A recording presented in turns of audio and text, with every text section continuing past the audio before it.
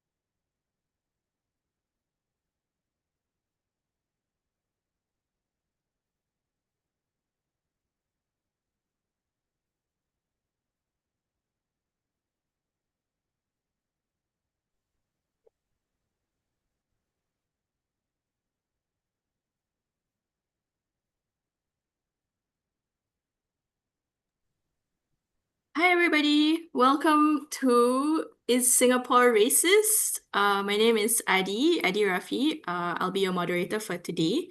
This webinar is hosted by the Transformative Justice Collective, an abolitionist group based in Singapore.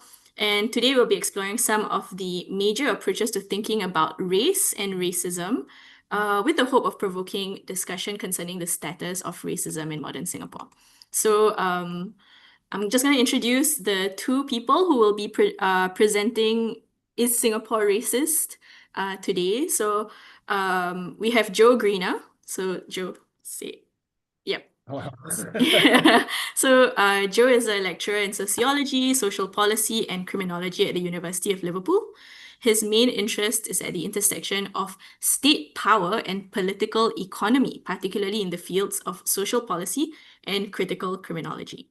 Wow, Very interesting. Okay, he lectured in Singapore for 6 years and has published a number of articles on criminological and political issues in Singapore. Okay, and we have Eve. So Eve is an independent researcher with an interest in statecraft and semiosis. She completed her PhD in sociology with the University of Liverpool in 2023. Her thesis focused on Singaporean social policy and the depoliticization of state power, where she critiques the CPF as a welfare tool to engender specific identities and practices while depoliticizing state strategies in the reproduction of the dominant accumulation regime. I highly recommend that you all go and read Eve's thesis. It's like one of my favorite papers, but yeah. Fuck CPF! Okay, anyway. Yeah, so without further ado, Joe and Eve, take it away. Okay, yeah, thanks for the invite. So I'm gonna talk sort of arbitrarily, you might say. I'm just gonna present a bunch of stuff that I've read about racism recently, um, with the intention of provoking some discussion and like setting Eve up to talk more about Singapore. I mean, the answer to the question, is Singapore racist? I mean, we can get that out the way now, which is yes, obviously. All societies, under the current mode of capitalism that we live in, are racist.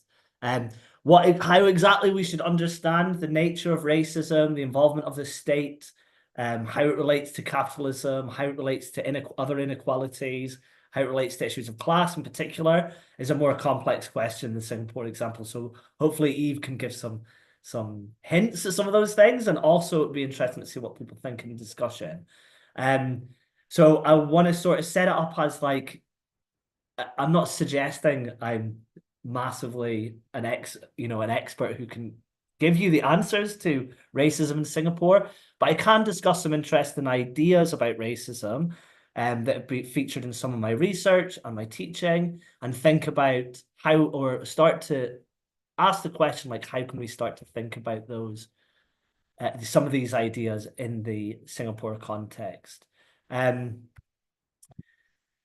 So I think the first thing, the first, the social science or sociological challenge to the concept of race, which in some ways is relatively mainstreamed in some places, is this idea that race doesn't exist, that it's a fabrication. Now, I'll talk about that more in relation to a recent book on race called Racecraft by Barbara and Karen Fields, which was written in the American context. But just to start to get your head around this now, the essential idea is that race has no like hard basis in science, right? You cannot categorize people according to genetic differences.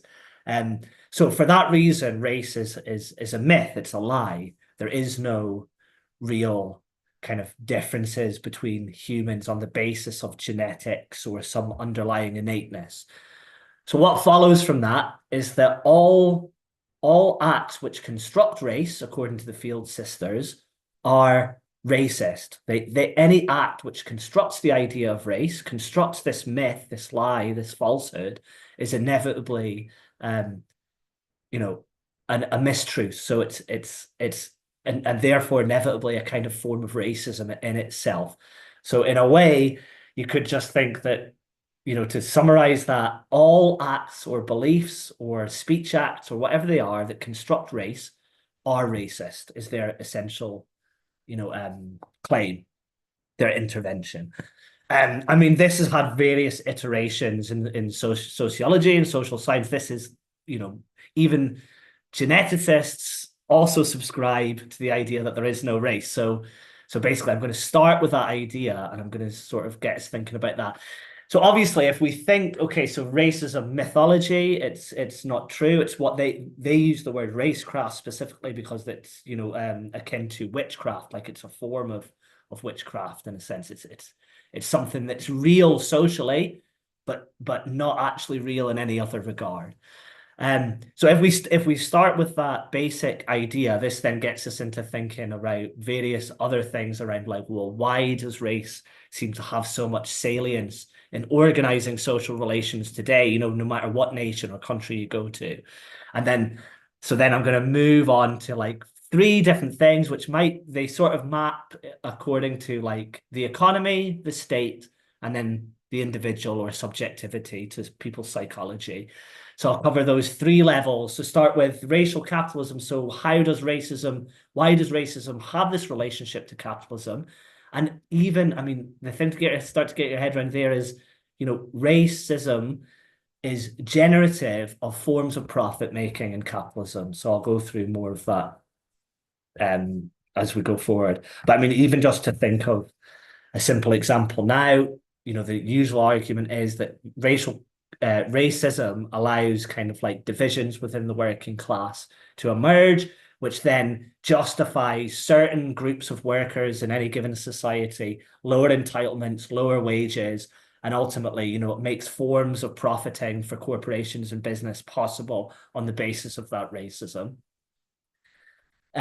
Again, by the way, these three different levels, sort of capitalism, the state, and psychology, are not supposed to be seen to be different. They're sort of intersecting. They're coming together in the same, you know, racialized order that we live in. So then I'll talk about the state. So the state itself is a kind of racializing force. So, you know, I'll try not to use Singapore examples when I'm talking because I'll leave those to Eve and maybe the discussion.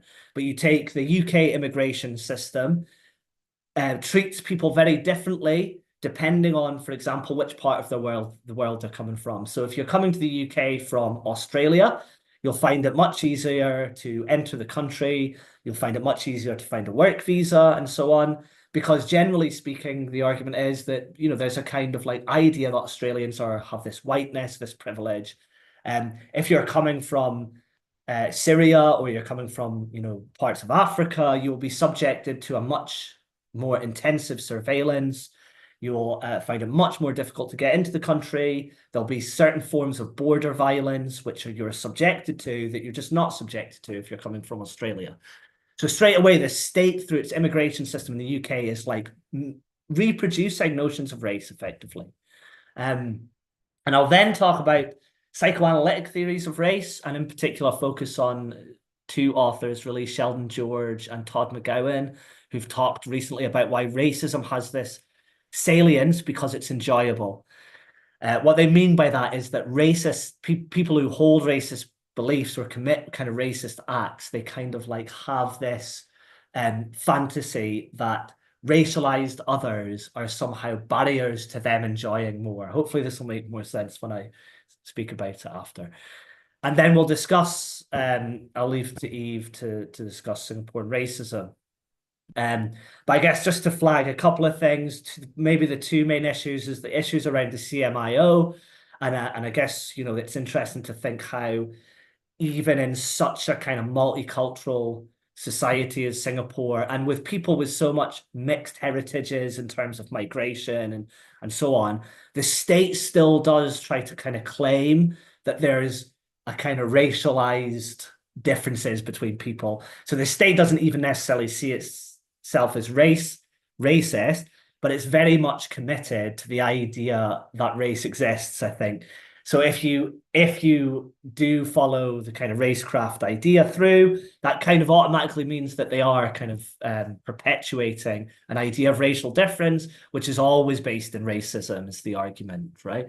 And then the other big issue, obviously, is all the issues around migrant workers and really treating people as second class, a second class labor force with degraded rights and subjected to much more harsher forms of surveillance and so on.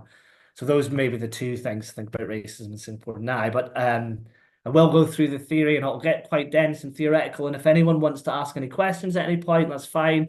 Or just note your questions for after, that's also fine. So as I said, so this idea that race is a social construction, as we say, is at the core of all anti-racist thinking, actually. It's not just, you know, as if this is new in racecraft. I just choose racecraft because I think they take it to a more extreme place than maybe previous sort of statements of this argument. And also it's just one that's being talked about a lot now. So those are the two reasons really to pull out racecraft. So as I've already said, so if you take, for example, if you take three people of African descent who are race, or if you take three people, two of African descent, one of European descent, you can, and you genetically test them, you can find that what the so-called white person has more genetic information in common with one of the black people than the black person has with the other black person.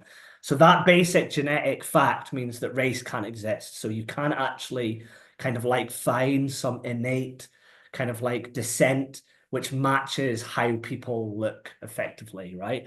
And you can't find that skin type, skin color, hair type, and whatever else is actually reveals something about people's underlying genes. So you can't.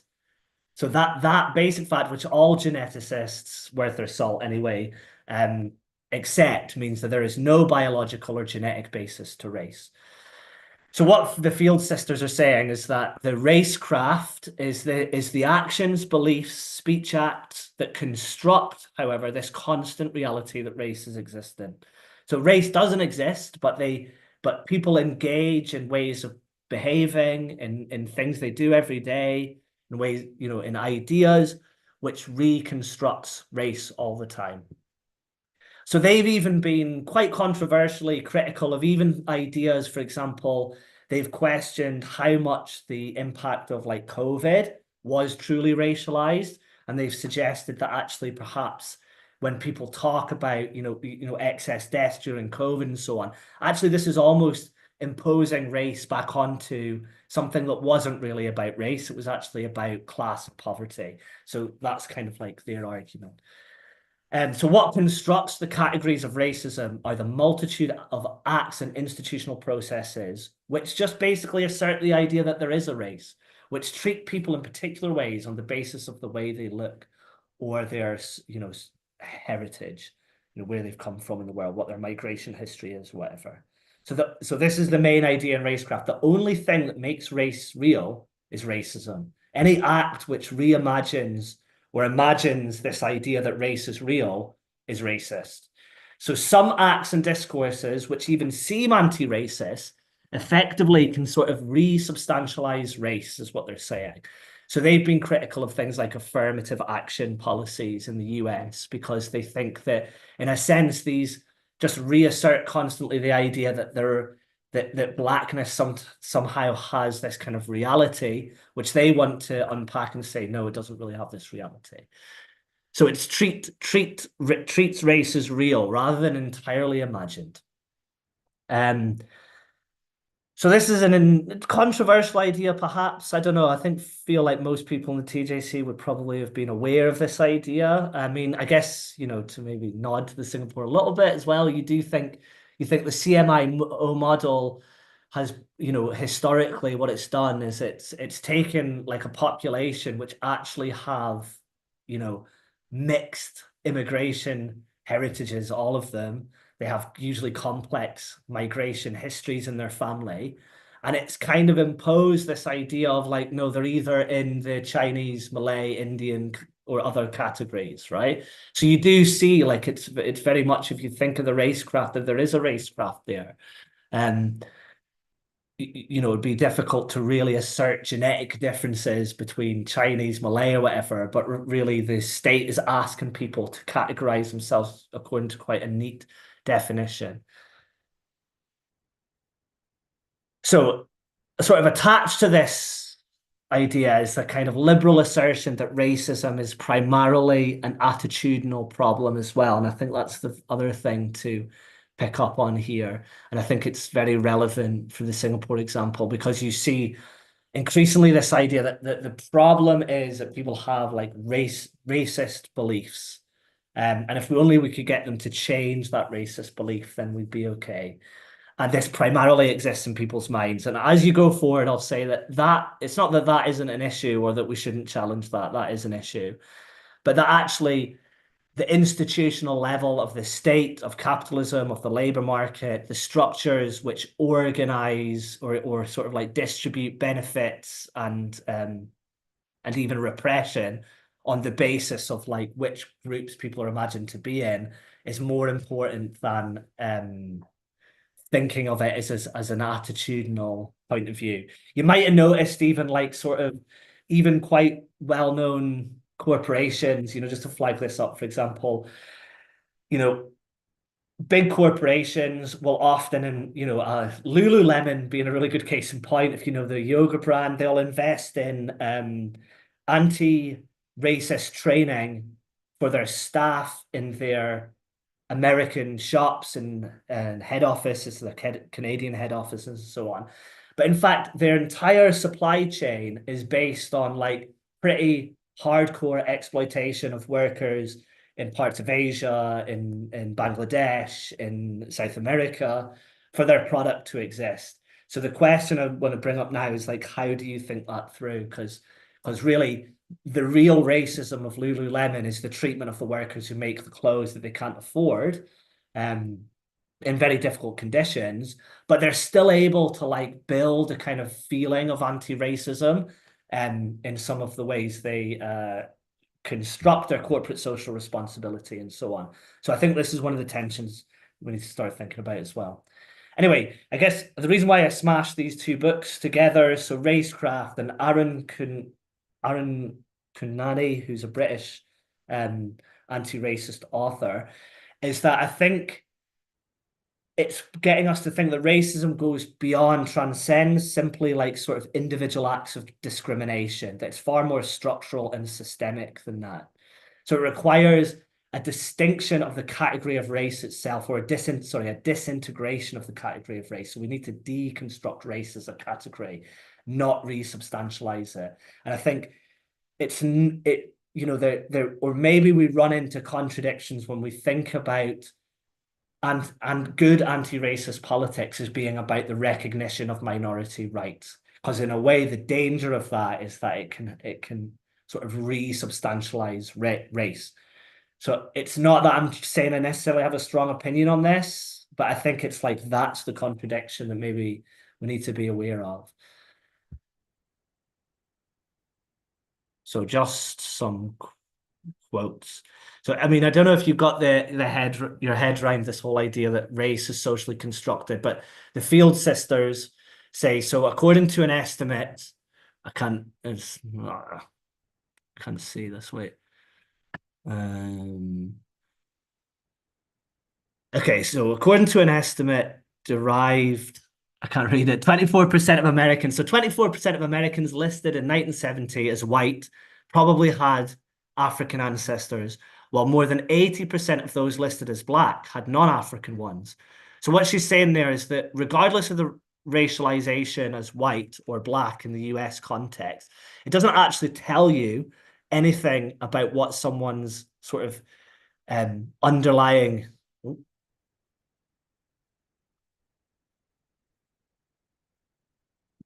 history of immigration is. So people can be, it's hard not to fall back into racialized language, but people, what their point is that people in the US obviously all have these mixed backgrounds, or most people do, where they've got grandparents who might have been white or grandparents might have been black, but yet that's not how the racialization works. The racialization kind of works on this simplistic categorization on the basis of what one looks like.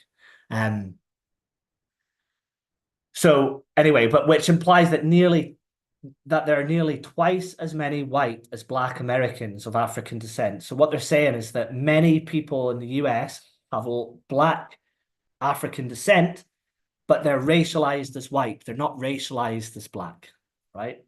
Good. Hopefully you get it. Anyway, racism, they say, always takes for granted the objective reality of race. So racism always pushes this idea. It doesn't take the first quote seriously. It always pushes this idea that there is a reality that race exists. The shorthand transforms racism, something an aggressor does, into race. So it's this act of treating race as real, which itself constructs an erroneous idea of race. So witchcraft and racecraft are imagined, acted upon, and reimagined, the action and the imagining inextricably intertwined. So it's a series of acts based on a false imagination of the world, is their argument. The outcome is a belief that presents itself to the mind and imagination as a vivid truth. So all these acts of racism make it seem as if race is real. What if Americans applied that strong effort to our present only if we imagined racecraft as a thing in itself worth scrutiny? Might we imagine ourselves outside or beyond belief? So that's their political strategy, effectively. They're saying if we have to continually remind ourselves that this is all imagined, and it's only through that that we can actually transcend racism by refusing to accept racialization or sorry, refusing to accept the idea that the world is based on race.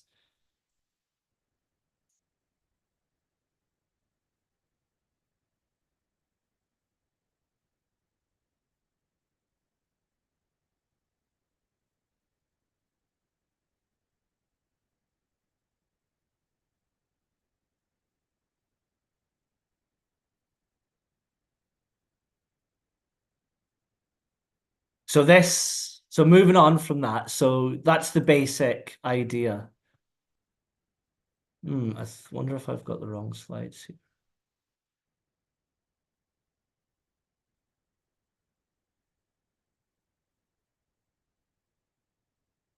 Anyway, I should have neatened my slides up one last time, but it's okay. Um, Racial capitalism is perhaps, one of the more, what's the word, contested ideas.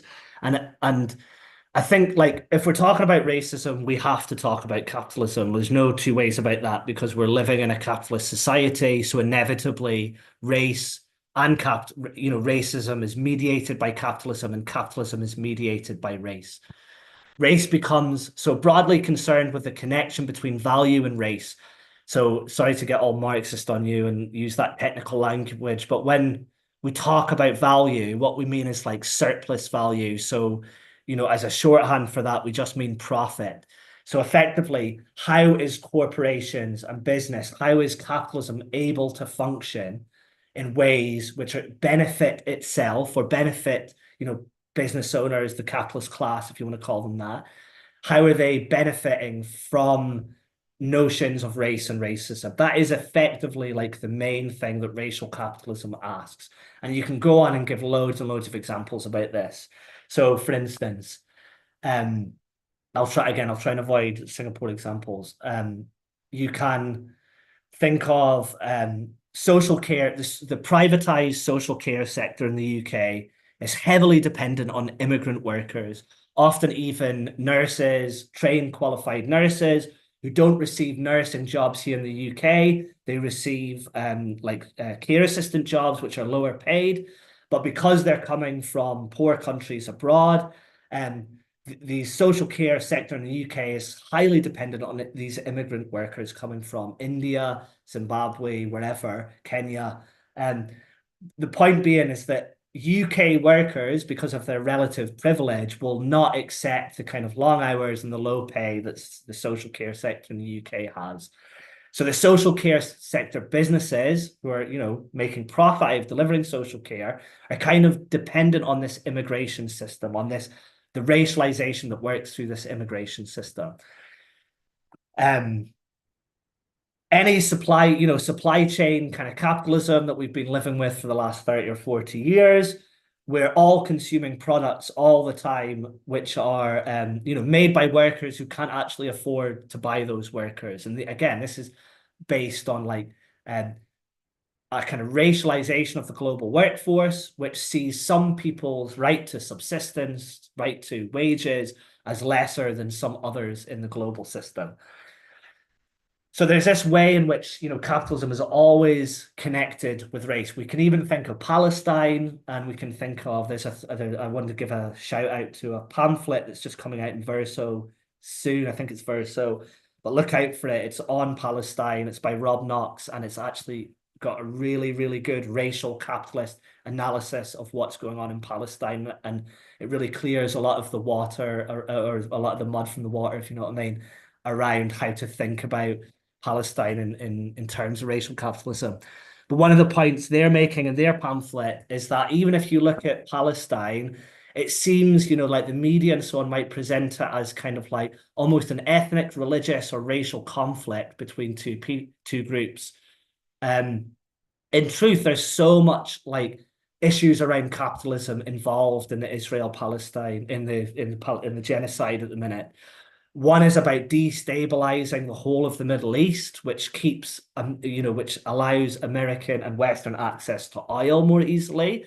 Um, Zionist settlers themselves are very much based in racist ideas, making the desert blue and so on, which undermines, Palestinians' right to um to their land, to political rights, to better wages, and so on and so on. So even the Palestine, the genocide happening there now has a kind of racial capitalist dimension to it. Anyway, so just to go through some of these ideas, capitalism itself was always founded on ideas of race. I mean, in many ways, it was founded on the idea that certain parts of the world were somehow barbaric, uncivilized, or backward, and that justified the dispossession of those lands or the enforced indentured labor or forced slavery of those peoples. So there's always been this way in which capitalist exploitation and expansion has, has required or latched on to ideas of racial superiority and racial inferiority.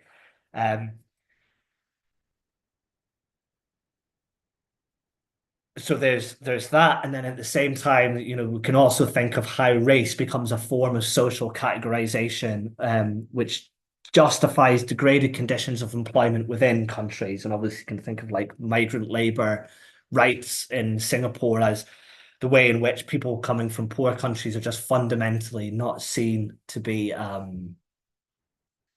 as entitled to the same rights, for instance, as Singapore citizens, and that sort of dividing people on the basis of like where they're coming from, what their immigration status has been a central kind of mode of achieving certain forms of capitalist accumulation, in almost every country in the world now. A kind of dividing a social categorization and segmenting and division of working class people on the basis of ideas of race. I think that's enough to say on this in a way, because debates here have like sometimes centered on the idea that race is more important than class, and there's a lot of technical debates about this. Is capitalism possible without race, or should we really be putting race relations first and class second?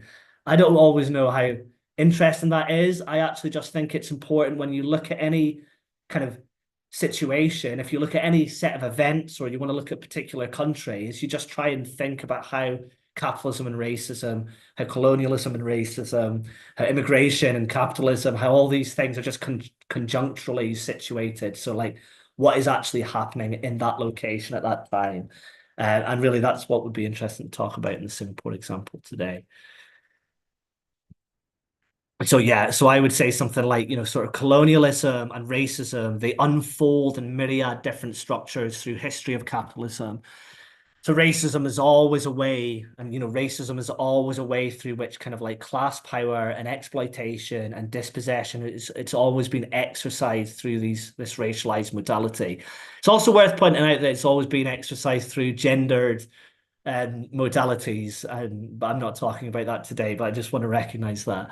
So it's more about like, and again, like if we think about how, if you take on board seriously this idea that race is socially constructed, then the question becomes, right, like, so like, how is it constructed in a particular place in a particular time, and how is it operating? And also, how is it being resisted and challenged? So, that's kind of the question. And I think, I was at an event last week and people were talking about how, one of the problems with understanding racism in the UK is that sometimes sort of like American understandings of race and racism have just been transposed onto the UK example. And the point I'm making is that when we, if we're looking at Singapore or Japan or where or Thailand, wherever, they all have issues of race and racism going on, and they have modes of exploitation and dispossession or whatever that are contestations about race. and contestations about race, which are also often about exploitation and dispossession and capital accumulation. The question is just to unpick what's going on in that place at that time, rather than to necessarily try and have a like fixed, static idea of racial capitalism. So there's, so that's the. I'm probably gonna. Am I talking too? I am talking too much. Uh, so I'll move on to the state. So, and this is one of the things that I've always found like it's quite puzzling in a way because ideas of citizenship. So the state is always drawing boundaries around citizenship, who belongs, who doesn't belong, who's a valued citizen and who's not a valued citizen, which citizens are subject to like repressive state control and which are not. So this comes primarily from this guy Hansard. Um, and his argument is basically, though, that the state power, and especially, immigration being the best example of that today, immigration rules, state power is always like constructing and reconstructing and producing and reproducing different forms of race effectively. Like it's one of the key primary organizing principles which constructs race. I think one of the reasons why I like to talk about this as well is like, the UK example, like, of course, we should be talking about discrimination, and of course, we should be talking about inclusion and in institutions and so on. But the main group which are at the sharp end of like racism in terms of like achieving basic rights are immigrants and asylum seekers, and especially those who the state doesn't accept as citizens. Um, so there's these political and institutional processes which exclude and include different groups in different ways. So racist attitudes, Hansard saying, inform and are informed by institutional practices. So racism both influences policy. So in the UK example again, when you hear the UK government talking about getting tough on migrants or sending migrants back to Rwanda, kind of what they're doing is they're responding to racist ideas in society, but they're also reproducing new forms of racism in a way.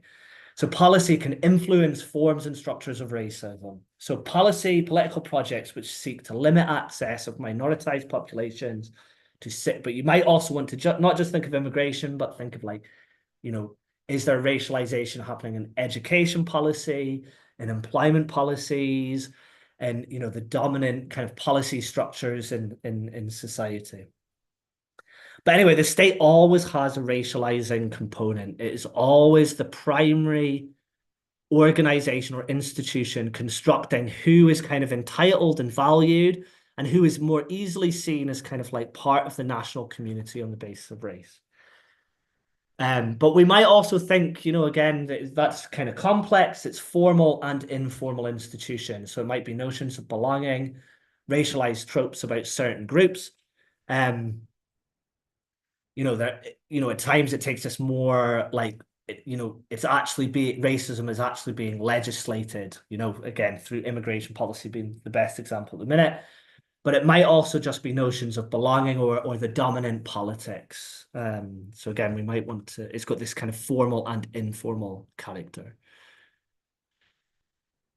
So that's the state or the polity level, if you want to call it that. And we've done the economic. And then lastly is the psychological. So racism depends on institutions and class-based inequalities. That's what I've been saying, but also requires it to be psychically salient. The point here is that racism would just go away if people didn't have reasons or some way in which it became psychically salient or believable for people. So I want to bring in this kind of idea of thinking through Jacques Lacan and race. So that's basically two books, as I said, or two authors, one Sheldon George and the other one Todd McGowan. So what they say basically is they think that racism also has this like psychic structure. So it's not only just existing in institutions and immigration policies and the labor market. People kind of are invested, at least some people, I mean, as in racist people, are kind of invested in racism. And they even use the word very much associated with Lacanian thinking, he was a French psychoanalyst. that people enjoy racism. There's a reason why, there's a reason why racism tends to be in societies because people enjoy it. It has a kind of psychic structure which makes sense to some people. So they argue that racism actually has a kind of universal psychic structure. So it doesn't actually matter if you look at like the US or Singapore or the UK, there's something about racism which operates always the same.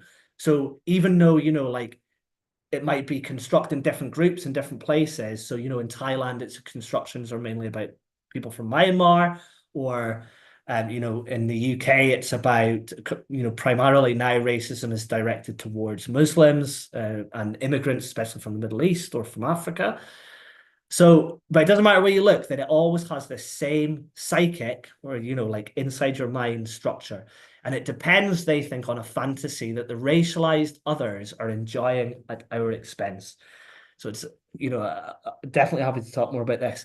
So it's a fantasy that somehow if you eliminate the racialized other from society, that you would finally be living in a better country. So Todd McGowan talks a lot about Nazism in Germany, for example. The racist fantasy was there that Jews had somehow, they were to blame for all of the reasons why people in Germany at that time were not having a good time. So that Nazis were actually invested in a fantasy that somehow Germany would be like the promised land, would finally feel good, would finally what's the word, have this great nation where everyone could have good jobs and enjoy. But what it involves is destroying the racialized other. In that example, the Jewish community. Um, so to try and get your head around it more, like all fantasies, this has three dimensions. So the subject, the person who's pushing the fantasy, that's the racist individual. The object desired, and now like it can be different things at different times. So you can think, sometimes it's like often it's the wealthy nation. So in the UK at the minute, immigration politics, more right wing or racist immigration politics, are driven actually by the fantasy that if we eliminate immigration, all of a sudden the schools will be better, the NHS won't be under so much pressure. One of the best examples is the housing situation. We have a massive housing crisis in the UK, which in reality has been formed as a result of like decades of kind of like selling off the social housing market and constructing a market which benefits landlords, not enough state intervention in terms of like managing housing on a local level. So we have these ways in which the housing crisis has developed because of the way, housing has been turned into a commodity here. But the kind of racist politics can come in and say the housing crisis is really about immigration, right? So there you can sort of see the racist fantasy operating in that story there.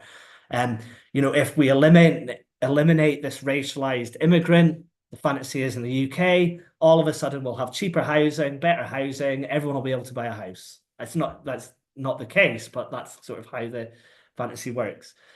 So there's always the subject is the racist, the object is like what the person thinks will be achieved if they eliminate, marginalize, destroy the racialized other. So they're saying that racism always has this kind of like fantasy element.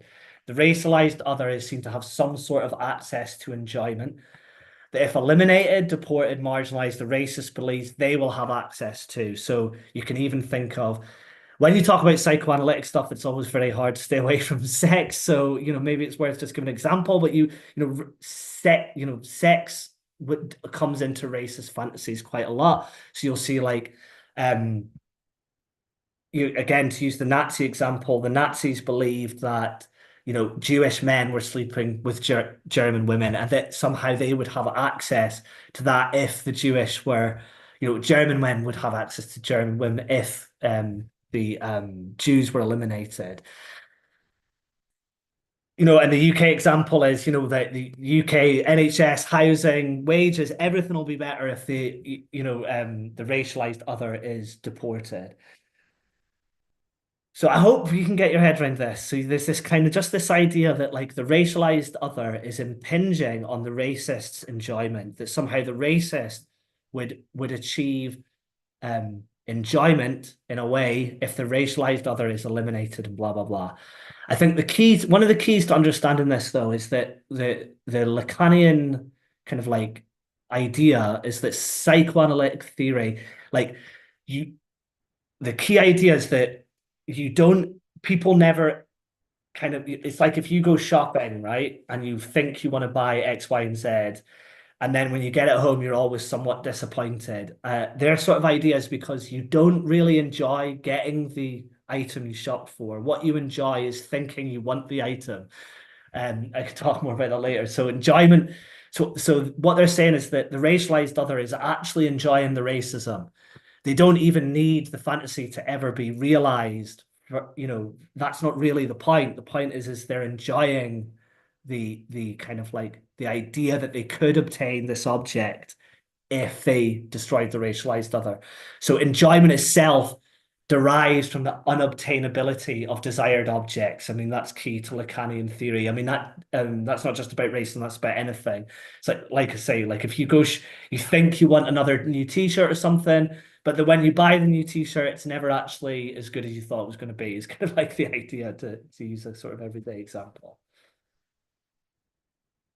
I was going to put more quotes in there, but I'm going on, and I feel like probably that's enough for Eve to take over. But I think it should be clear. I think it's kind of like a mainstream idea in some ways that race is invented. Yeah, that there's a radical, that racecraft in particular represents this radical recognition that race is akin to witchcraft. And I've randomly chosen theory. I want to say that, like, I'm not giving you an overview of like anti-racism theory in any way. I've just randomly chosen things I've been reading and teaching and been interested in recently. But it did map onto sort of three levels. So the relation of production. So the economic is that the relations of production actually, when we think about immigrant labor, when we think about supply chain capitalism, these are all actually grounded in dynamics of like global and national modes of racialization. And that's the racial capitalism idea. I then talked about sort of policy making and implementation, both as reproducing racialized exclusion, and simultaneously producing the idea of race. And then lastly, I talked about the racial fantasy, which underpins, which they believe underpins all racism anywhere. Eve. Yeah, thanks so much, Joe. Yeah, so without a doubt, right? I think it's important to think about race, right, as a kind of like really contentious political category, and it is fluid and dynamic, in relation to the current capitalist conjuncture, and it's specific to a geopolitical context, right? And in Singapore, I think we can sort of start the discussion of how race is kind of like resubstantiated and remade and constantly made real, right? Through, Singapore's nation building project, right? Which is obviously kind of, we argue is a racial regime, right? This basis of state formation in Singapore is racist, right? The kind of like deliberate cultivation and management of a racial population via specific immigration policies, and the way that labor comes to be differentiated are sort of key machinations to how Singapore state crafts race, right? Crafts race, and it makes race very real. And it naturalizes this kind of racial differentiation that in turn then legitimize racism, right? So state discourse and policy, they are constantly negotiating the way in which different bodies, different individuals are to be policed differently, most notably through kind of like an ideology of racial harmony, right? That the CMIO actually, this model exists to kind of police the citizenry to kind of inform the social order that we have, and the basis of which informs the kind of like immigration policy that we have, where there is a two-tiered system that exists, right?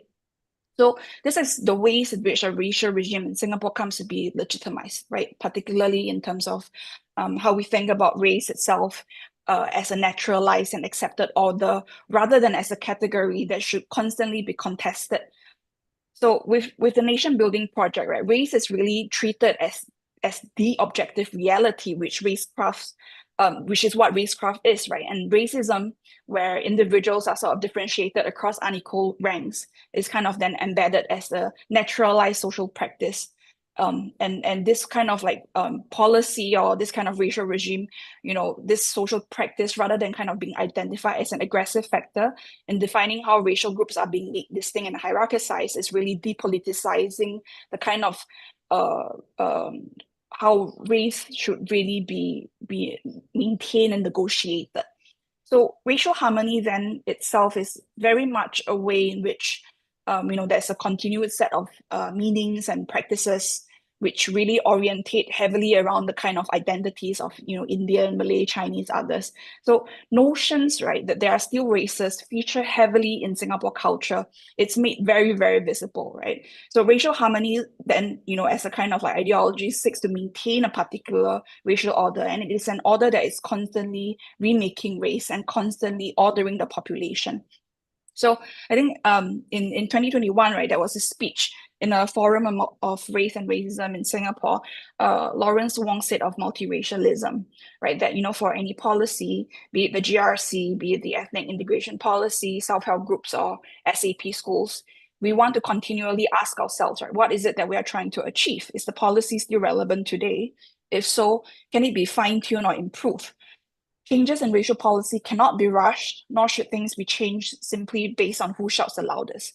So these are the ways in which racism pervades, right? Race is real and it's uncontested. And, through the kind of like everyday routines, right, there exists and there pervades the racial order. So we can kind of also pay attention to how fragile racial relations are kind of like constructed. There is also the need for government interventions constantly, right, where government have to step in because of the way that race is constructed as being so vulnerable and in need of protection, that only state actors, state agents are allowed to be the arbitrators, right? Only they can speak about race, only they can speak to race because they are the experts in racial relations, right? The racial relations that is defined by their expertise. So in this sense, there is as the kind of like legitimate arbitrators of policies, they kind of function to improve racial relations or maintain a particular order, but they never ever challenge the reality of race.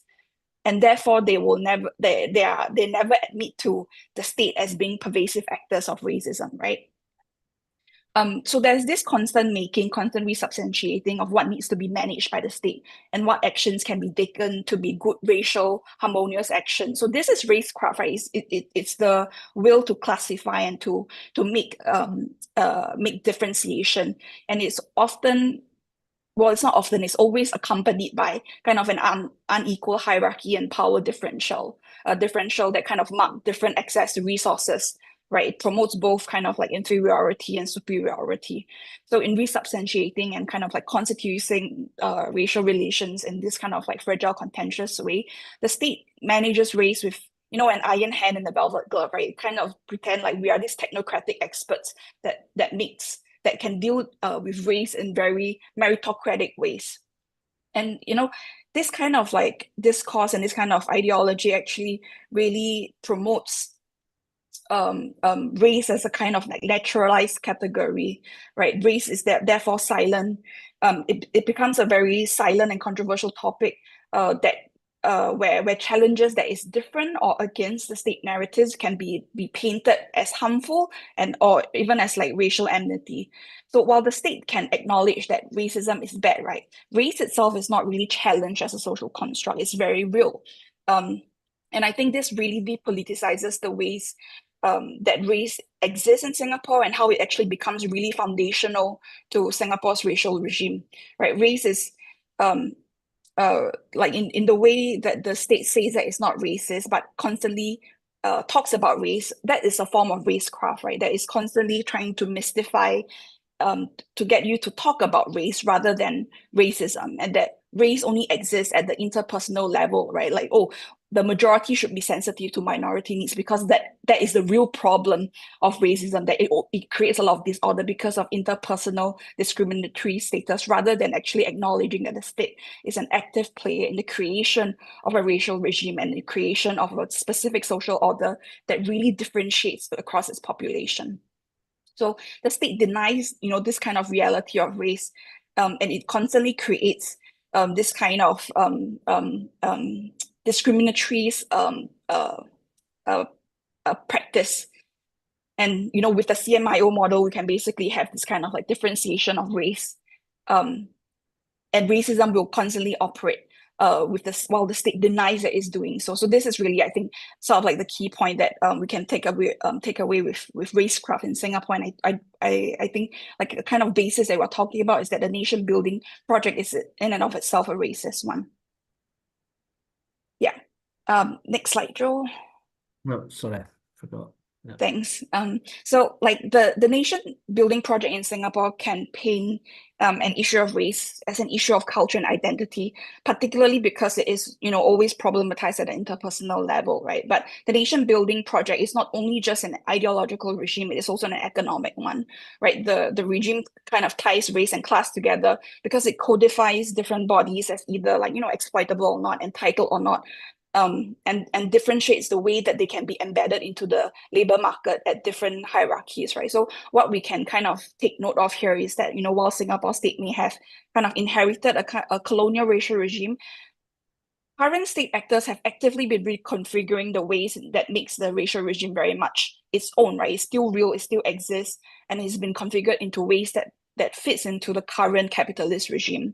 So racism is deeply, conjunctural and historical. So we might be post-colonial, but we are not post-racism, right? Beyond, the kind of race crafting and ideological construct, there are material policy structures that sort of institutionalize very distinctive forms of racial domination, not only within the kind of like citizen boundaries, right? But it's true like the CMIO model that the two-tier immigration system can sort of like base itself on, right? Where migrant workers in particular face far more policing and surveillance. So with the CMIO model, we can sort of identify and think about it and talk about it, as state-sanctioned racism, right? It's used to determine like kind of like housing allocation, it's made highly visible in job and formal applications. But one thing we can also note, right, is how often minority groups are often overrepresented in low-income households, that they do have poorer educational outcomes and are overrepresented in prisons. So, like for example, like the way that race enables the discussion in poverty, right? I think in Singapore we can even like sort of like think about how race legitimize poverty because, like for example, Malay minority groups in particular, they're often criticized for having, big families or prioritizing cultural values or not being productivity driven, right? What's really famously known is that they're often criticized, as sort of like lazy as compared to like Chinese values, right? So that's that kind of like fantasy that sort of like created like, oh, they just lit up, they just enjoy their lives and they receive a lot of government handouts. That's why they are in that's why they remain in poverty, right? So there's this kind of ways in which race can actually legitimize structural and systemic inequalities. And it really kind of like extend a racist fantasies that the racialized others is constantly in enjoyment and constantly, accessing resources that the racist is not actually having access to, but that's the fantasy, right?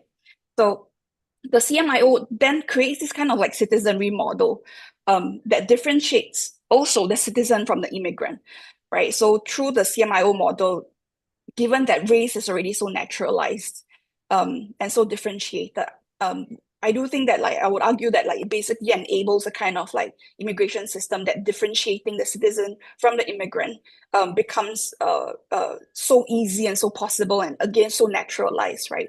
Where Singaporeans through the kind of like CMIO citizenship is able to be placed as kind of like a superior racial kin, as compared to other people that's from other parts of Southeast Asia and even China, right? So the tiered immigration in Singapore creates a further form of like racial discrimination, right, through work entitlements or even its lack of, where migrant workers, they often face like the brunt of the kind of like, they face the brunt of the racial regime.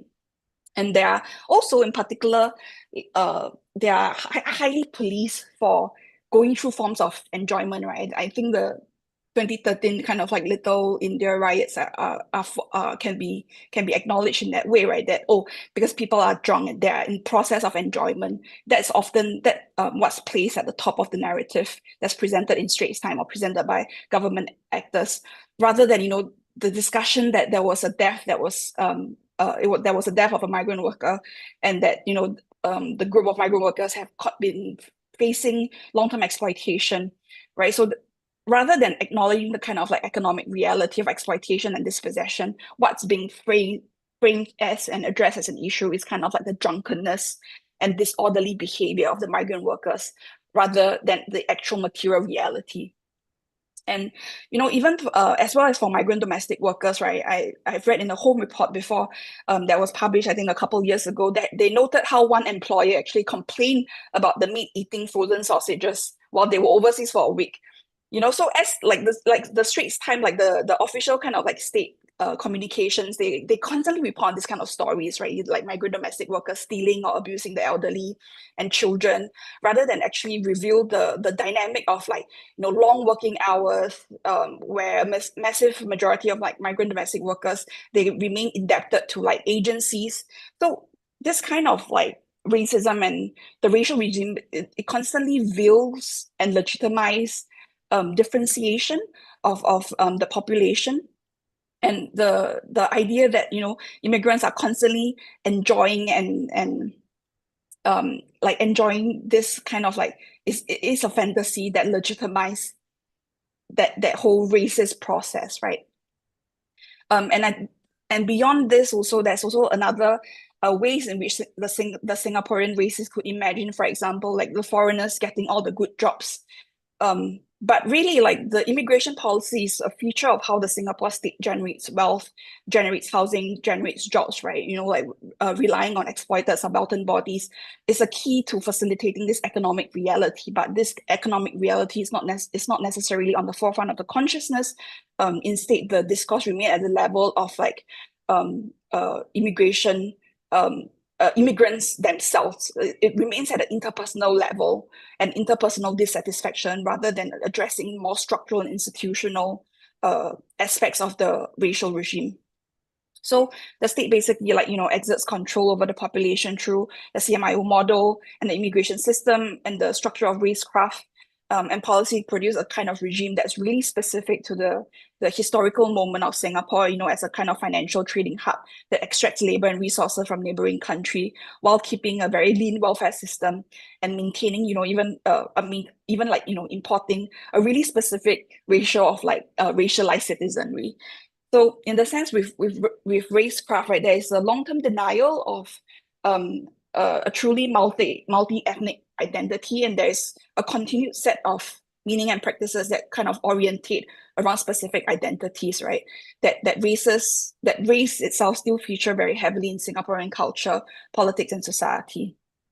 And racial capitalism can really get us thinking a bit more in terms of how people's labor is really a source of like value, and there is deliberate devaluing of particular bodies and individuals that enables exploitation and capitalism to continue existing.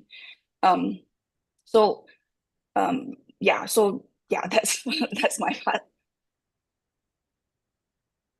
Nice one, Eve. Yeah, so just by way of random thoughts afterwards, really, is just to reiterate that point that the idea that we've presented really is that racist acts tend to substantialize a false or inexisting concept of race. We might want to think on the psychological level, which I think is, an interesting turn in anti-racist theory, actually, to think about why racism does make sense to people, why there might be this kind of like element of enjoyment involved in racism for the racist. I mean, right? I'm not saying it should be enjoyable, but I'm saying the racist finds something in the racist fantasy enjoyable. But this also, I mean, thinking broadly, about kind of leftist politics and emancipatory politics and emancipation is that maybe we should be skeptical of ideas which think we can tackle racism through education. And that really is, as you know, if we're interested in liberation, that we should really be thinking about what is the alternative fantasy that we offer on the left? What kind of enjoyment do we offer if we're interested in political freedom and progression? Can we, I mean, a good example of this in Liverpool recently has been the Palestine encampments by the students, who not only did they do very serious and important political work, but in a sense, they delivered an alternative way of organizing social relationships. Um, so I think one thing to think about maybe is like what's the alternative fantasy? I mean, even in Singapore, like what's the alternative Singapore? And I guess we get into all this kind of distributional politics when we think about that. I mean, a good example of this is I think that the domestic worker situation in Singapore, which is very it might seem sort of it seems like a good deal for Singaporean citizens. To at least some people would see it like that because someone lives in your house, they do your housework, blah blah blah. They do a lot of that reproductive labor and they make your life easier. But in another way, they also without that system, I doubt working hours would be as long as they are in Singapore. And in Singapore, working hours are, I think the longest in the developed world or the second longest after South Korea. So we can start to think about how, destroying kind of racial divisions might actually be in the benefit of all of us. And maybe one alternative fantasy is we all work less and have a less, capitalistically driven type of society. In truth, yeah, so as Eve said, so in truth, sanctioned and state organized and unofficial forms of racism are key to the social order of contemporary Singapore. Um, and like I always just think of the immigration system as Eve was talking about, but immigration is never understood as acts of, as a racist policy. But if you basically accept the idea that a lot of people are going to be in your country and they're not entitled to the same types of wages, the same types of protections, ultimately, I would argue that is a form of racialization and therefore racist policy. But the PAP is willing to accept that like discrimination in the public sphere is unacceptable, right? So there's something interesting going on there. What's my last point? So yeah, I mean and to finish, I think maybe even globally, or at least in the West anyway, in the West, I think one of the things that's kind of emerging around anti-racist theory and organizing is kind of this challenge between both recognizing the lived experiences of racism, which I accept is important, but at the same time, we need to deconstruct the very concept of race, and I feel like there is a tension between those things. Again, do I have an answer on what to do about that? Probably not. But a politics primarily based in the recognition of minority rights, which doesn't challenge the very idea of race itself, I think is probably failing over the long term. That's it. Thank you so much, Joe and Eve. If it's possible, Joe, to just stop the screen sharing so that we can see Yeah. each other's faces. Yeah. Yeah. Okay. So I hope everybody enjoyed. Actually, there's been like really good like chat in the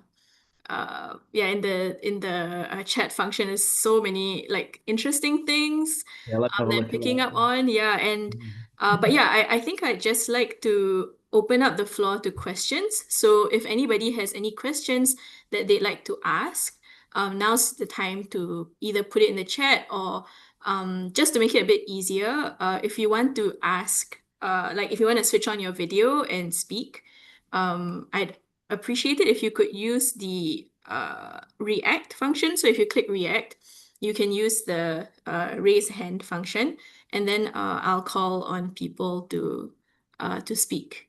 Yeah. So if you have any questions, yeah, just type in the chat. I think I'll start Eve and Joe off with some of my own questions. I have a lot, actually, and I think yeah, uh, it really clarifies to me, everything that, like, as a Singaporean, right, it's very like embedded in your mind that, okay, like, race is a thing, and like, in fact, especially as a racialized person, as a minority, um it becomes like it's very hard to tell a minority race is not real, because so much of your experiences are dictated by race, but actually that's not true. It's dictated by racism, right? So I'm Mm. just thinking about, like, the fact that so many people who are the same race as me are in rental flats, who are poor, etc. And that's because of capitalist racism and the racial regime that's practiced in Singapore. Yeah, and I think it's quite interesting also, because when this webinar was being publicized on Instagram, there were a lot of people who were commenting and saying, okay, like, why is it that this Chinese person and this white person are talking about racism? Are they the right people to ask to talk about this? So what are your thoughts on this? Yeah, do you want to comment, please, Eve and Joe? Well, I mean, I can start and say that I think we should all be talking about racism, and I mean, many of the scholars that I just talked about, some of them are, from racial minorities and some of them aren't. And I think, in the first place, I think that there should be, you know, from all backgrounds, a willingness to try to understand and read about and get involved in anti-racism. Do you know what I mean? So, I mean, on a very basic level, I think that. But I think it's in the talk, really, isn't it? It's like if you start saying that only people with certain lived experiences can talk about X, Y, or Z, or talk about anti-racism in particular, then maybe that's another mode of resubstantializing race, maybe. Um, um, Yeah, Eve, anything to add? yeah, Eve, I think it's more Yeah. important for Eve to say something because she's also from the Singapore context. Yeah, I think so. Like, I think for me, like, it's important not to get bogged down by, like, identity politics, right? Defining who gets to speak on particular topics. Because I do think that in that case it becomes so sectional rather than actually intersectional. And I do think that we need to acknowledge the kind of reality that, um, you know, under capitalism, everything is intersectional, right? Race is embedded in class, class is embedded in race.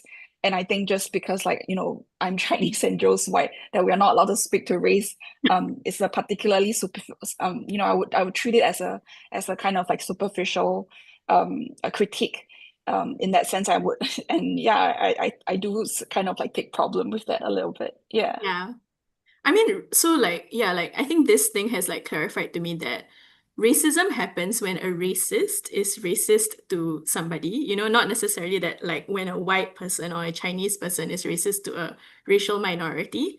And in fact, Mm, like the people who are enacting the most racist policies in Singapore, like for example, Shanmugam with the death penalty, is himself an Indian man.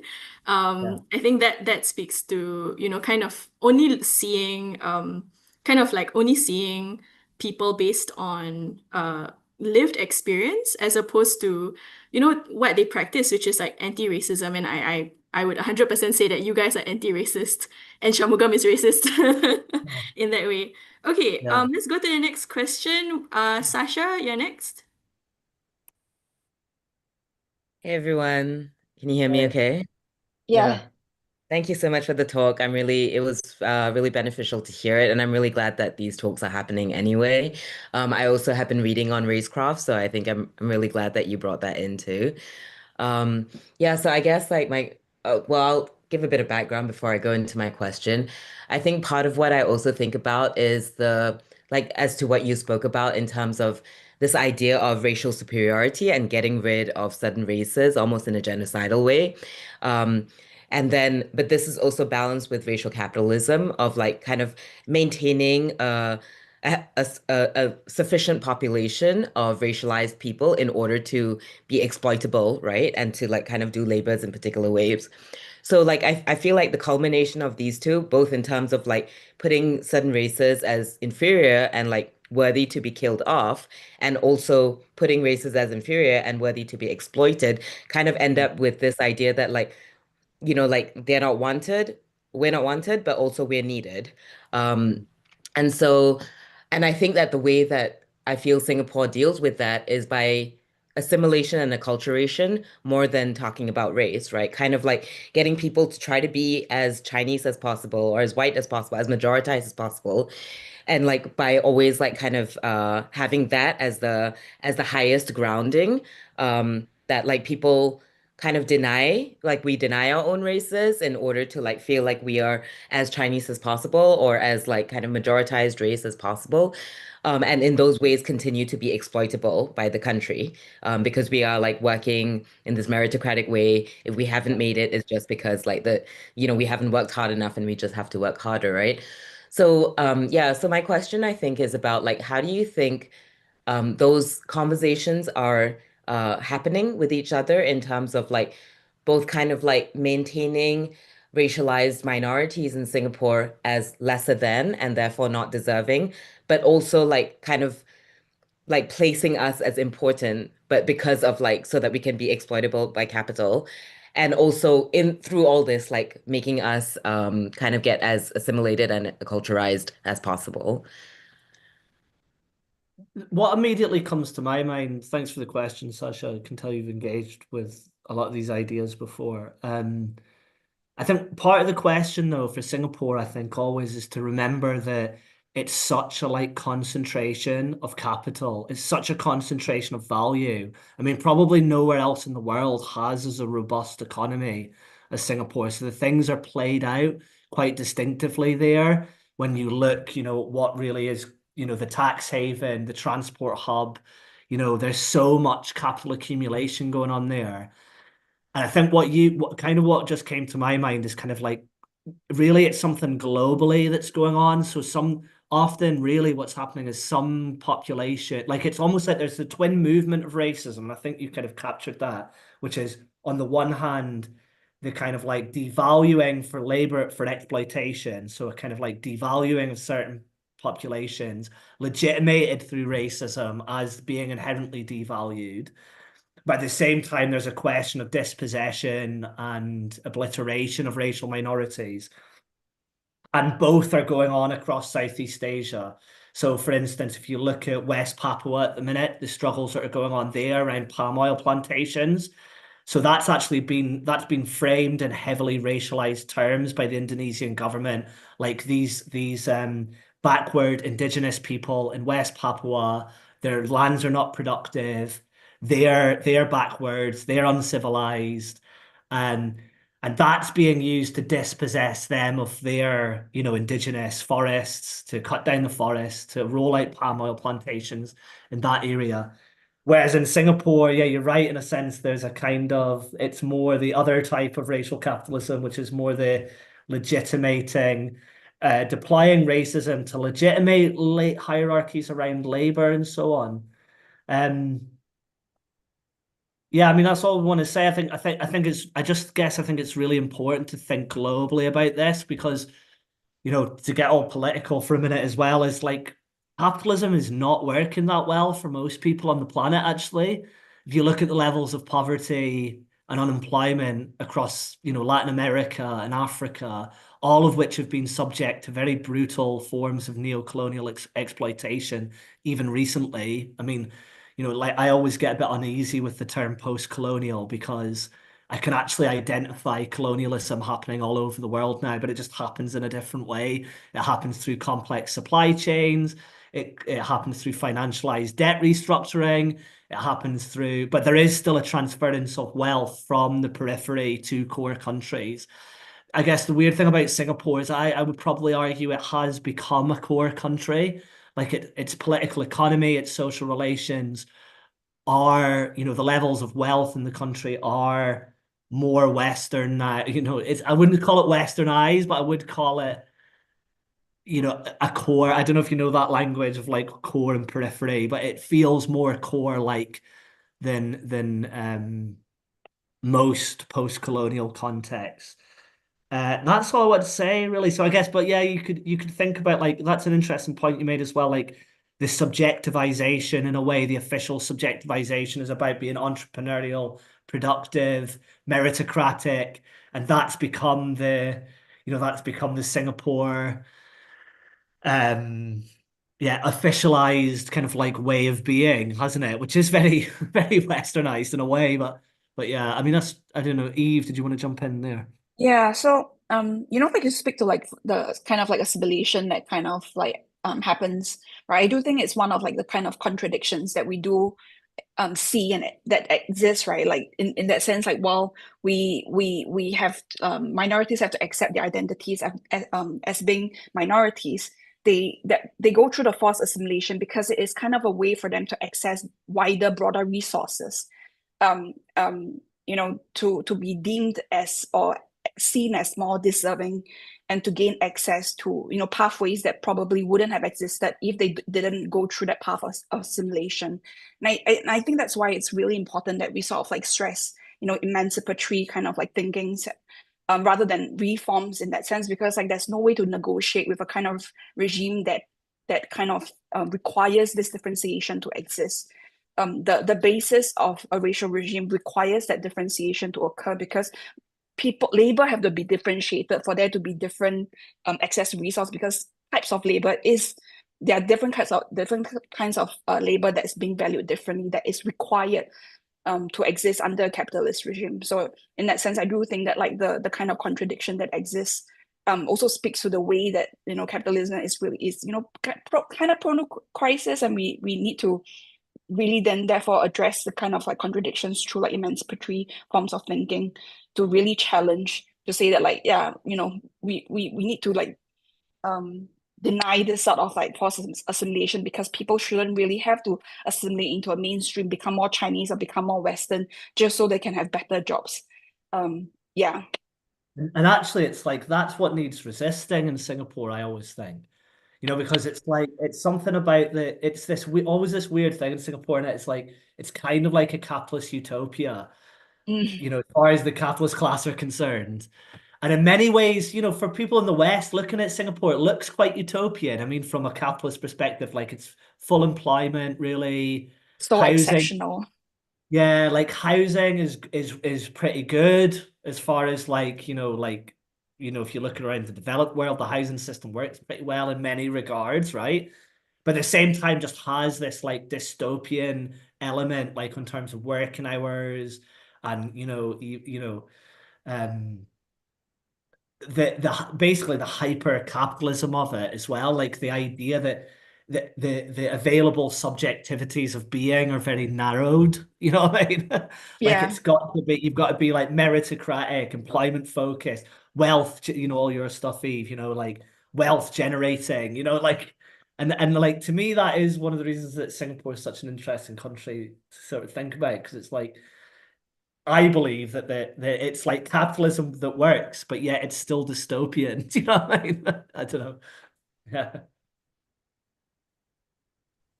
Yeah, thanks for that. I think that, like, I mean, for the last points that you both brought up, it made me think about the idea of like how erasure is also so like everything is predicated on erasure, right? Like our histories are also so erased, and also like we need to erase our identities, we need to erase our cultures in order to like Yeah. engage in this like capitalist progress. And so, Mm. and I think like, and this is also so layered, right? Our government acts with no transparency, and like there is just no information out there. So like I think there's so much about like don't be a person or don't be a being, just be a Yeah, yeah. worker. Yeah. Um, Yeah. like so many ways that that message is reinforced. Yeah, completely agree. And I at think, work, sorry, I could go on. I'll let the next question, but yeah, yeah, yeah. It would be like another, 2 hours, but yeah. Okay. yeah, yeah. Yeah, sorry, Riz, sorry, Yuna, you can go next. Yep. Hi. Mine's not really a question, mine's more of a comment.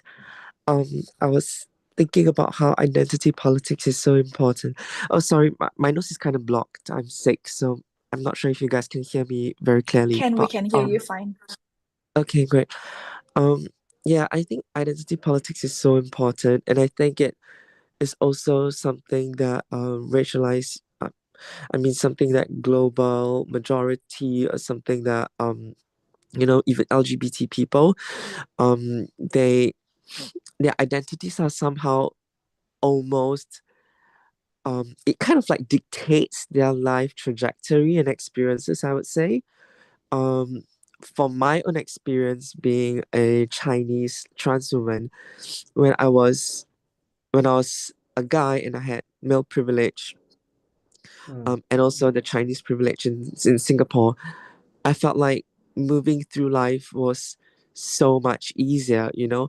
And even though I'm from like lower class, like single mom family and stuff like that, so I faced one kind of marginalization from that class, but I still had the race and male privilege, right? So it in some ways, even though I considered myself lower class and I know I'm more marginalized compared to my peers, who went to like um I mean my peers in like good schools and stuff like that.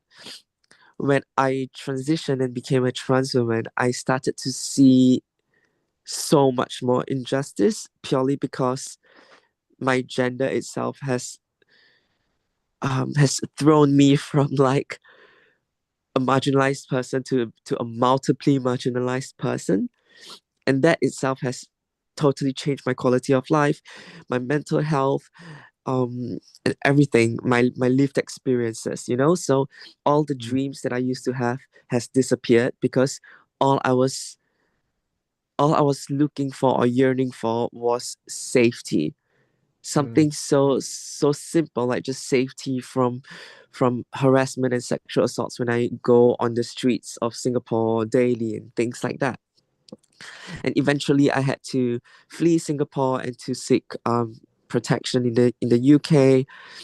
And even though the UK is also transphobic as racist and things like that, but I still feel like I have more freedoms and more protection and ability to engage in like political discourse and discussions, stuff like that, you know.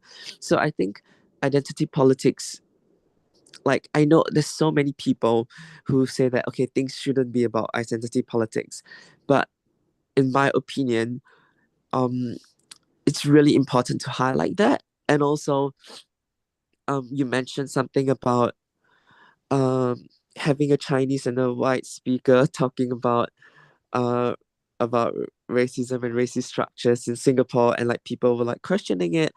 And yeah, I totally understand and see that, but also I think it's so important because it really shows the allyship, and it really shows that there are Chinese people and white people who are actively against the racist structure and are actively trying to deconstruct the racist regime.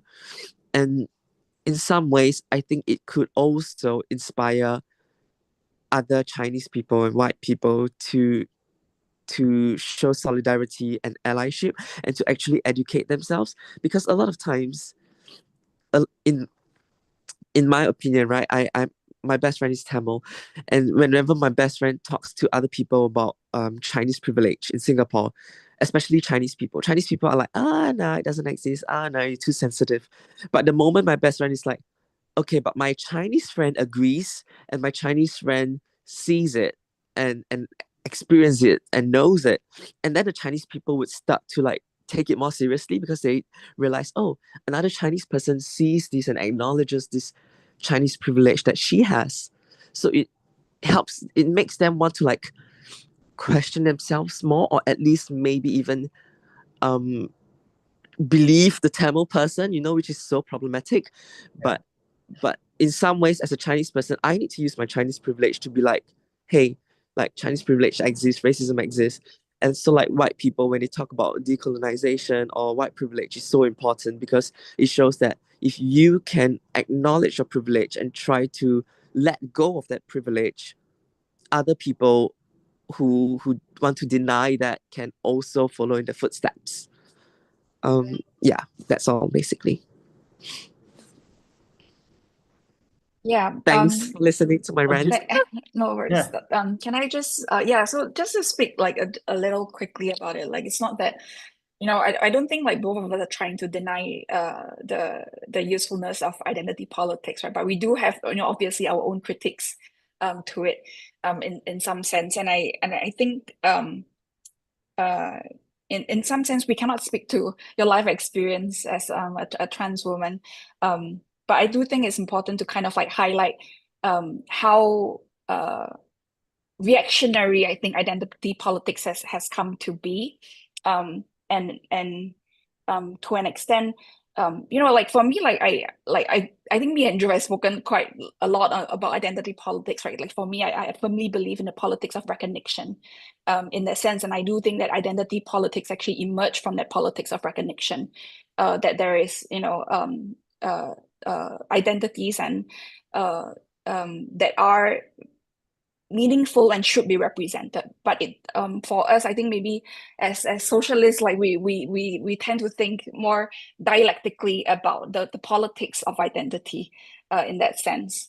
And I don't know, like with Chinese privilege as well, this whole concept, right? It's we I think it's important to be quite nuanced about Chinese privilege, right? Rather than necessarily adopting the notion of privilege wholesale from probably like more Western liberal notions of the usage. It's important to also recognize that racism exists differently in Singapore than as it does in the US or in the UK, which is why the concept privilege will probably be utilized quite differently, right? In Chinese privilege, it's not that I do think that there's Chinese privilege, right, in terms of like who get access to housing, who get access to jobs.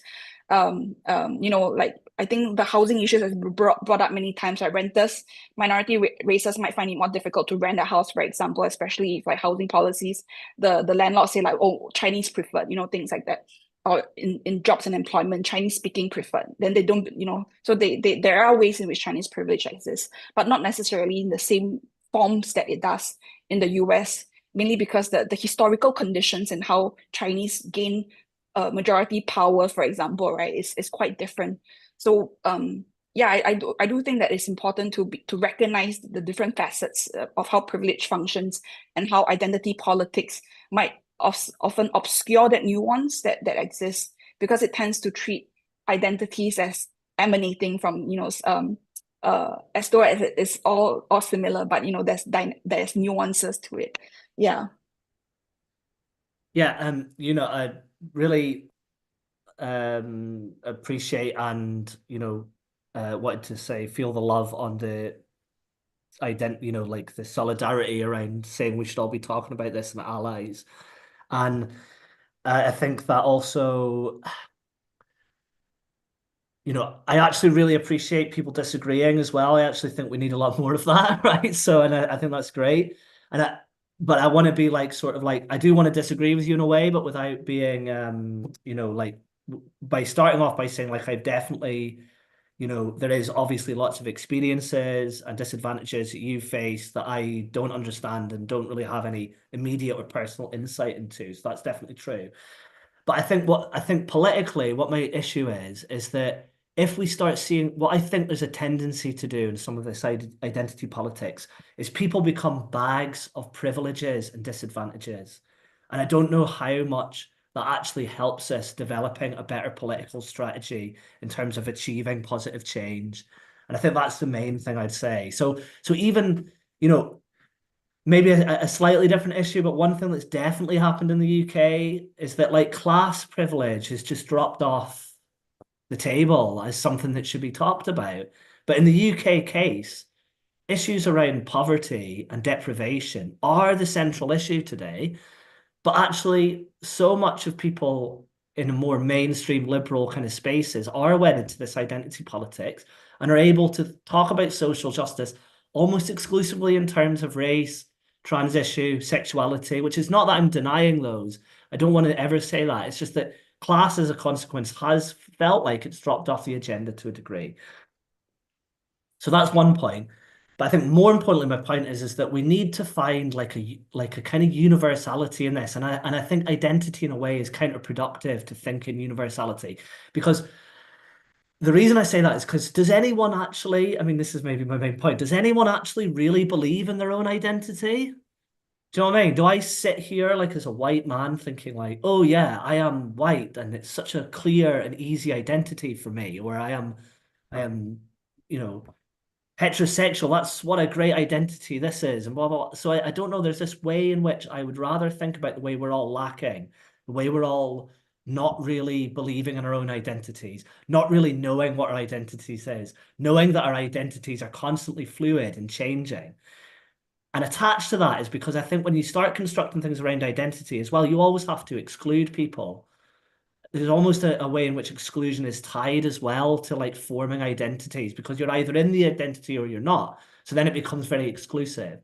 So I prefer kind of politics which sort of destroys the whole idea of identity. So you can even think of like examples where this has been done. So even if you think of LGBT politics, well, all of our sexualities are fluid.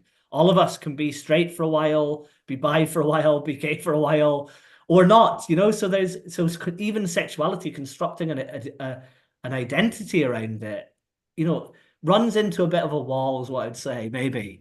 So it's like, you know, but to realize that everyone, it's almost like to realize that everyone's maybe sexuality is fluid is to then sort of start to universalize it and almost break down identity. Or the same could be said about disability.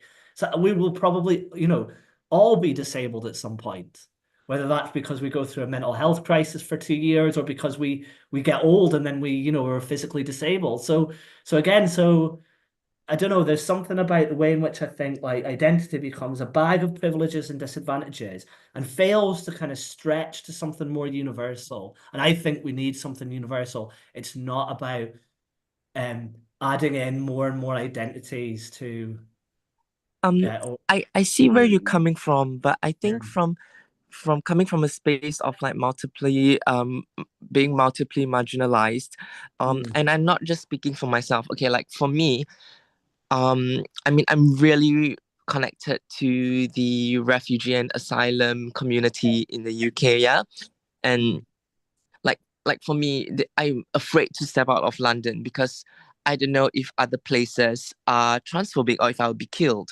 and I'm afraid to even travel out of the UK, even though I could now, but like in the past when I was a guy, I can just travel solo anywhere I want to because I'm safe. But now like everywhere is scary, you know? And maybe I'm just severely traumatized from PTSD, but it's not just me. There are other people who are also like that. And like my friend who's Tamil, right? Um, Even though he has male privilege, he still faces like homophobia, racism, and there are so many places that he cannot go, even though he lives in a Western country. You know, there are some parts where people are like just way more right wing and way more homophobic and racist to like dark skinned people. So as much as we want to think that okay, we're looking for something more universal and everything, yeah, I can see where you're coming from, but I think for people like us who are really in the minority and who are like so marginalized, like our lives is about our identity because we wish we don't have to make it about identity, you know, we wish we can just go ahead living our lives like someone who's part of the majority, but we cannot. Even the mere fact of taking the public transport, we are worried, we are scared if we would be, you know, clocked, if we would be beaten up, if we would be hate crimes or hate speech or stuff like that. Even just using Instagram and Facebook, I've been like hated on for like my identity, you know. It's I thought bullying stops when I, you know, when I become an adult, but I face bullying every single day of my life because of my identity. And yeah, I think it's just something that is really hard for people who do not have identities like that to understand. I think it's I agree. I do think that there's differences in terms of visibility. Like, you know, like for you, you would have to experience your identity incredibly viscerally and incredibly at a very high level, you know, as compared to maybe like straight or more less persecuted identities, right? So of course, like this will be at the forefront of your life experience, and therefore in terms like impact how you think. And you know, I do think I have differences, like disagreements with Joe about this, right? In terms of like the politics of universalism, because I do think that representation and acknowledgement, recognition is particularly important to achieve emancipation, in the sense that through representation and through that a combination of representation and universalism that we can come to the kind of like shared acknowledgement that we are all human beings, that we needs the differences, right?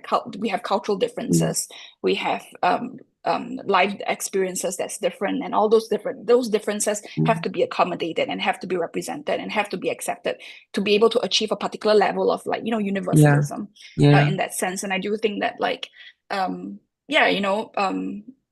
that sense, like that's why I think emancipatory forms of like thinking is really important. But we do also have to acknowledge there's dialectics, right? Like beyond identity, like not only just through subjectivity and identity politics, but also through structural and material conditions can more I guess like can change really be then seen as like good change or revolution. We are awaiting the revolution to kind of like happen and things like that. Yeah. Thank you. Thanks, Yuna. Thanks, Actually, Yuna. I had some thoughts as well. Like, I think, like everything that you said has proven that like transphobia is real. Like that, yeah, like with regards to like your Tamil friend, that like racism is real. And I think, Yeah. it's really interesting that you talk about like, like the very like what Eve says, like very visceral experience of, like experiencing your identity through transphobia, through like homophobia, through like with your Tamil friend, like with through racism, and then you also your experiences as an immigrant. But yeah, I think what I agree with Joe on is, like what so where do we go from here, right? Like when we relate to each other, now we are used to the modality of like thinking of each other through like, okay, this person has this privilege and I have this disadvantage, right? If building political power means being able to relate to each other as we are all anti-racists, we are all anti-transphobic, and I think as an organizer in Singapore, and like working with people who themselves are like maybe like homophobic, who maybe like are like xenophobic, like when you're like organizing like working class people, like just ordinary people who are themselves like very oppressed by capitalism, very poor, struggling a lot, themselves are also like have like internalized transphobia, homophobia. What it means is that, okay, so where do we go from here? Does that mean that I cannot build a movement with you? Actually, that's not practical, right? If we want to make change. So what it means is that being like, okay, so where do we agree? We agree that it's not okay for anybody to be treated this way. And then where do we go from here? Well, maybe just because you're Chinese doesn't mean that you have to be like xenophobic or racist, right? And maybe that's where the relation starts. And I'm glad that we are like all here together as anti-racists, regardless of what arbitrary racial category that we have. And I think yeah, like I think that's a good place to start. Okay, let's move to Riz. Yeah. Hi everyone, I hope you can hear me. Yeah. Yeah, all good. Yeah, so I'm an Indian, Tamil Singaporean, and I went through hell when living in Singapore. Um, I'm not connected to Yuna, but I many years ago I fled Singapore. I'm not going to say I left. I fled Singapore. Number one reason, racism, and number two, homophobia. And also because of my political activism. So basically, I wanted to ask, how can we have a honest conversation about racism in Singapore when racial discourse itself is so tightly controlled by the state? So from what I've seen and experienced, there are serious consequences such as social, legal, and institutional for naming racism too explicitly, especially when it implicates state structures or the Chinese majoritarianism.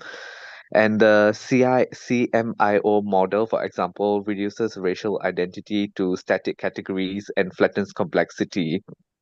Like for example, like there was this like Singaporean Indian social critic. Her name was Sangeeta Tanabal. Her name is Sangeeta Tanabal, and she speaks explicitly about racism in Singapore. and she was detained by the Singapore authorities a couple of times, and I think she got into trouble with Shanmugam as well. And because when we as minorities, when we talk about it, we get into trouble. And there was also a time when during COVID, when during there was stuff like racism going on in Singapore, and there were like TikTok videos and stuff, and there were threats and whatever to racial minorities who spoke about racism. So when we speak out about about racism, whether online or in activism, we are often accused of disrupting racial harmony. And my question is, what does meaningful anti-racist work look like in a system that punishes critical speech and rewards silence or tokenism? I mean, I don't like to talk too much about that in a way because I think people living and resisting in Singapore should talk about that mainly. But this is just true. I mean, in some ways, this is just true everywhere now, isn't it? Like everywhere we're experiencing, even if things are not as, freedom of speech wise and general kind of political repression, it isn't as bad in the UK as it is in Singapore, but it is on the way there. Like more and more people have been given serious prison sentences recently for forms of protesting, and there's been new laws in the UK around the right to protest, limiting the right to protest.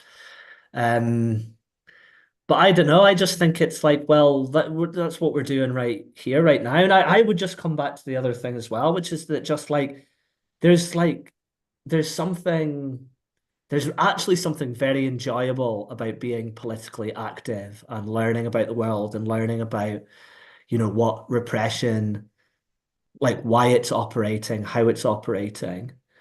And I think in the Singapore example, it is sort of about trying to sell an alternative way of being and a more authentic way of being that I think would chime with lots of Singaporeans if they had the opportunity to engage with those things. You know what I mean?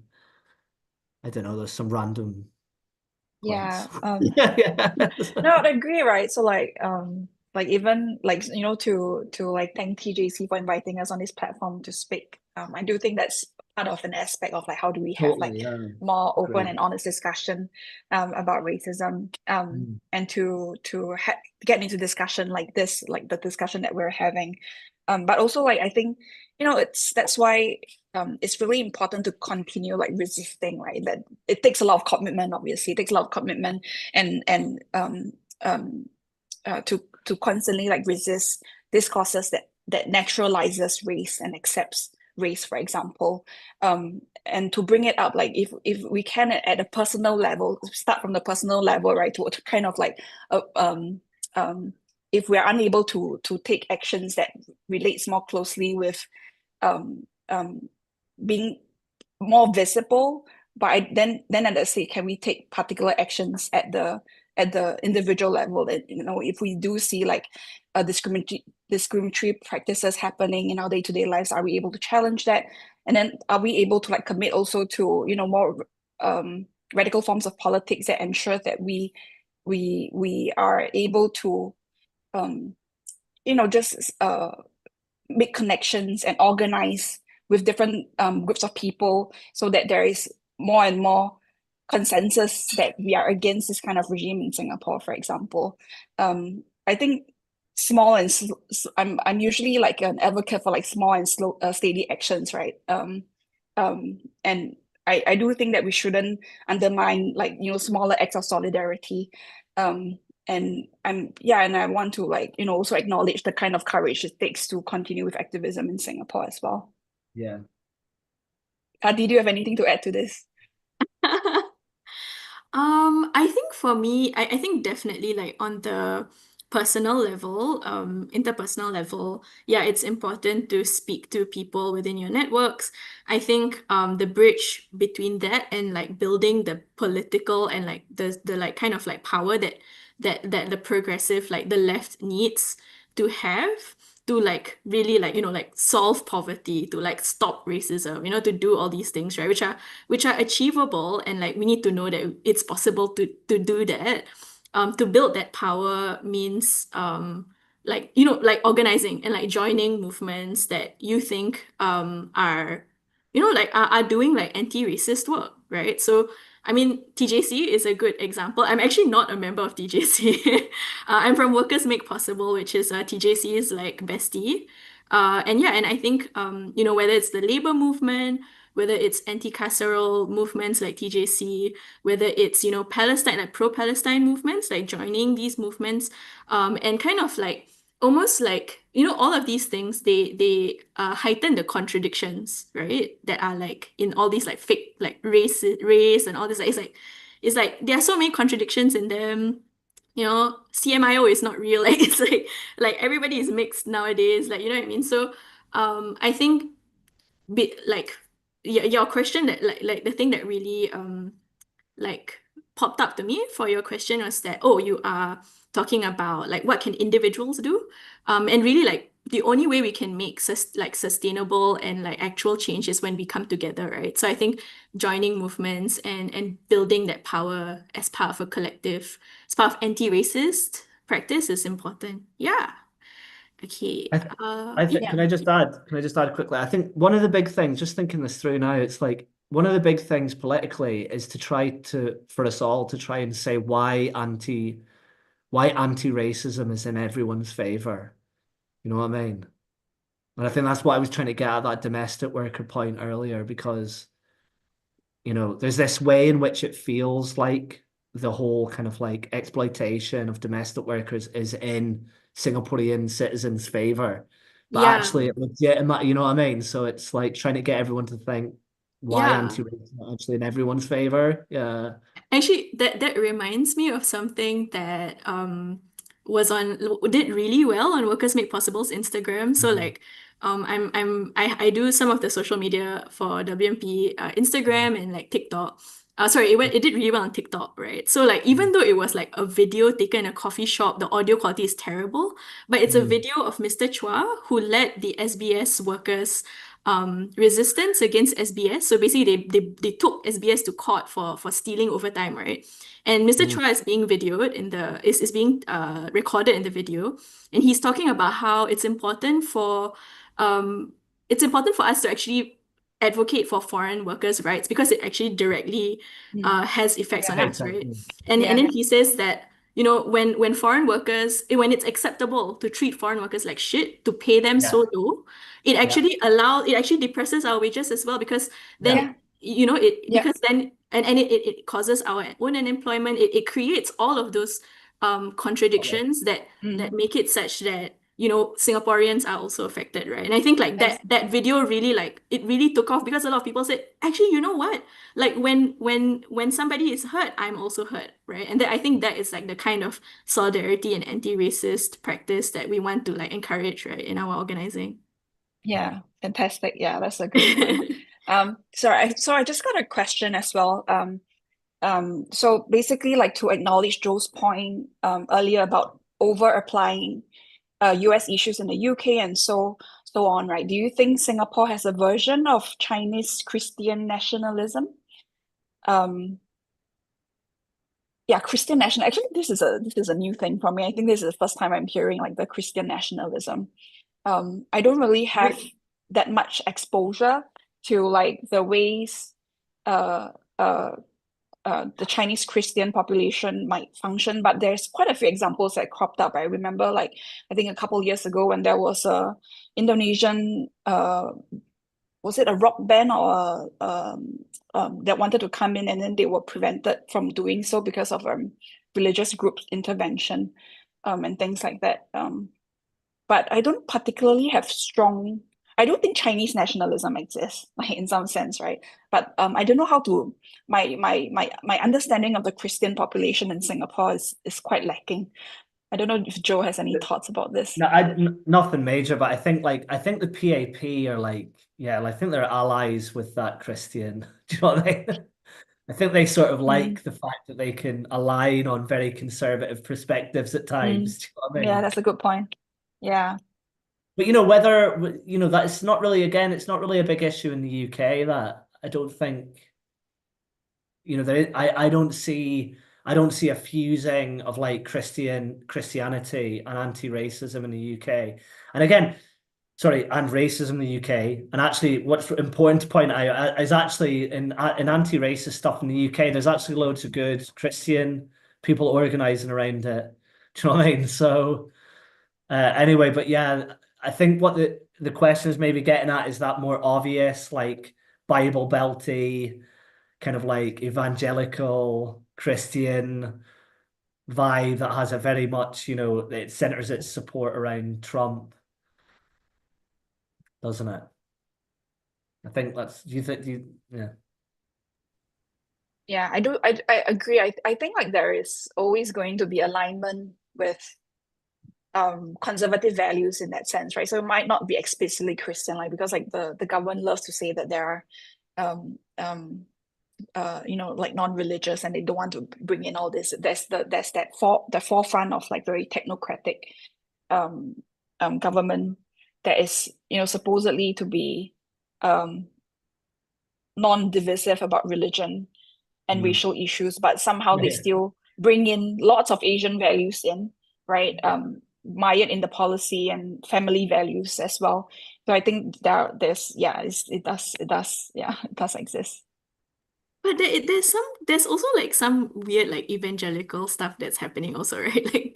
Like for Tell example, me like this more because focus on I'm the not familiar.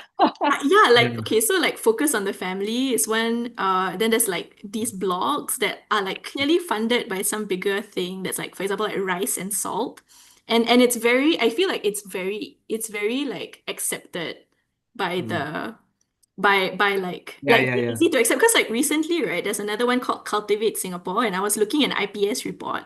The IPS report had like cited a survey that they had done and had no like it seemed like the IPS people had no idea that they are like this like family first Christian values kind of thing, and like the founder is like a guy who studied in the Hebrew University of Jerusalem, like very very weird like Yeah, yeah, yeah. stuff. And like I Yeah. feel like I mean I think the threat of it is not as big as in like in the West, but I think like what's very scary to me is that it's very easy for these people to get like traction in Singapore because Mm, it's very cohesive with the like requiring the family unit, requiring no sex before marriage, don't have like, and then you must be married to have children, like all of these things are very, yeah, but it's not as, I feel like it's not as prominent, right? But But scary lah, but scary. yeah, no, it is, but it's just like I do just always want to make the point. It's like, that Christian organizations have been really good politically at times. And I know Yeah, that's yeah, not yeah. It's not not really the inherently Chris. context in Singapore, but Yeah, it's yeah. like, it's not, yeah, No, just that. as in I think it has like I mean Singapore's history has had like for example the left was in the 80s and 70s the Catholic churches were Yeah, very prominent in yeah, fighting for yeah, poor and oppressed yep. people. exactly, yeah.